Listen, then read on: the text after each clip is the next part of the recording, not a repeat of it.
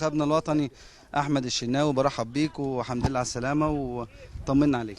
الله يسلمك يا حبيبي، الحمد لله، وان شاء الله ربنا يكرم يكون موجود مع المنتخب ان شاء الله ومع الفريق، وان شاء الله خير عين الحمد لله. لا الحمد لله طبعا نصيب، الحمد لله جت على قد كده الحمد لله. قول لي شناوي، يعني اصابه، طمنا، الاصابه ايه تشخيصها، ايه الرنين ايه؟ يعني كابتن شوقي كان قلقان جدا جدا عليك. لا الحمد لله، يعني انكر رجلي اتلوى كده بس، لوية بسيطة في الكرة اللي انا طلعت اخدتها دي وعملت اشاعة يعني الدكتور قال لي هتريح 3 ايام وان شاء الله بعد كده اقدر انزل ان شاء الله مع الفرقة ان شاء الله، ونشوفك في المباراه. ومباراه السنغال مباراه قويه ومباراه صعبه ومحتاجه لعيب كبير زي احمد الشناوي. ربنا يخليك يا حبيبي. طبعا بيبقى في شك، يعني ماتش حياة وموت بالنسبة للمنتخب وبالنسبة لمنتخب مصر، وان شاء الله نقدر، يعني الفريق قادر اللي هو يعدي المحنة اللي احنا فيها، وان شاء الله نقدر المكسب يكون حليفنا ان شاء الله. الكابتن شوقي كلمك قال لك ايه؟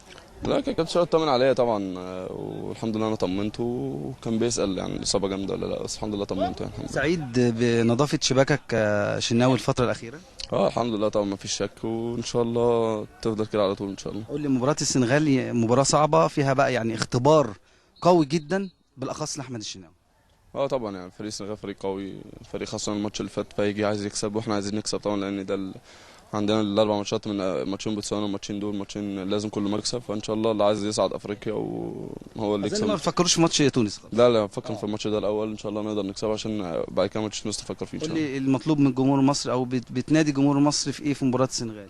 لا هو يعزل الفريق ويبقى ورانا طبعا، لان احنا محتاجين الماتش ده بالذات غير اي ماتش، وان شاء الله نقدر نكسب باذن الله. بالتوفيق يا شناوي ونشوفك ان شاء الله. ربنا يخليك، شكرا.